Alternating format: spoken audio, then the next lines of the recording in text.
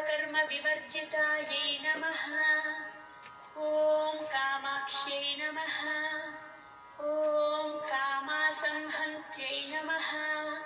ॐ कामभव्यै नमः। ॐ शान्तायै नमः। ॐ चन्द्रसूर्याग्निलोचनायै नमः। ॐ सुजयायै नमः। ॐ जयायै नमः।